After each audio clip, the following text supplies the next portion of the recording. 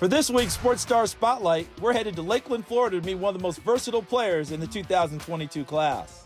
To describe Sam McCall as an athlete is probably an understatement. He's excelled in basketball and track. He's played a little baseball, and he's one of the highest-rated football prospects in America. I mean, you use the terms explosive and dynamic. Yeah, anytime you get those two words together, it's always a good combination. Sam plays for Lake Gibson High School, and wherever he lines up, he can make a play.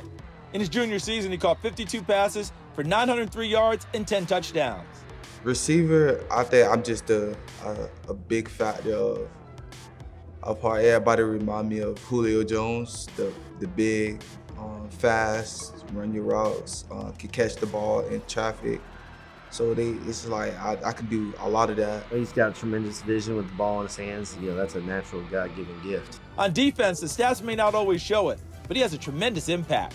He had 4 interceptions last season, but opposing teams didn't challenge him all that much. Anytime in high school football, you know, as you're scouting and get ready for an opponent, you know, the first thing you do is you kind of look up the kids that you're getting ready to play, you know, and trying to find a game plan and some of those things. And, you know, when you Google Sam McCall, the list of accolades that he has is very long, you know, and that probably discourages people right off the bat. You got to have a lot of patience. You got to be smart. Just me at DB is a 6'2", 180, 185. That's a big fact there at corner. So it's boring sometimes in the games because I don't get a lot of people that can throw on me.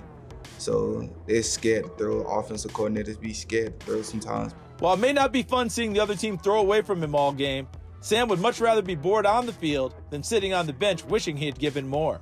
When the ball's in the air, it's out of me and you go get it on. But mainly defense win ball games. I love trying to win the ball game. I don't like sitting on the sideline knowing that if they catch this, we lose. But if I'm on the field and I catch it, I can win the game for the team. So you just got to be a dog. So I'm a dog when we're on the defensive side. It's easy to understand why Sam goes all out for his team. It's because he has a family that's given a lot to him and supports him every step of the way. He's the youngest of 12 children. Yes, he has 11 older siblings. 7 boys, 5 girls, and it's a task. And when you got 14 people in the household, including me and my wife, you know, it's a big task. You know, you got to make sure this one got this and this one got that. And then, you know, the way that we live is always passing stuff down to the next, you know, the next guy. He's younger, he will get this and then he'll get this. So it was a challenge. It's great. I live with my mom and dad. That's the best, and nobody has that like that. My family is everything to me. They have my back. Everything I do, support me, and the little small things. The support has been there from day one. You know, it's just there. We just a loving family, that's all. Sam is a verbal commit to Florida State where the plan is for him to play mostly defense. I'm gonna play DB up there, get a few reps at receiver here and there, but mainly I'm gonna be at that DB spot. I think he's gonna do a tremendous job, and you know, he's a tremendous talent, tremendous athlete, you know, so it's gonna be, you know, that decision's gonna be up to them as far as what they do with him. The coaches took me as I know that I can play football, but it's just a role model. Sam, let's see how you can be a role model off the field. Sam just wants to keep growing on and off the field. And he, of course, has an ultimate goal of the NFL, and he wants to do it for a supportive family. That means everything. They had me when I have nothing. They give me stuff when they know they got stuff going on with their lives, and they still find a way to get me here and there. So obviously, hear my name called, I can get that back to them.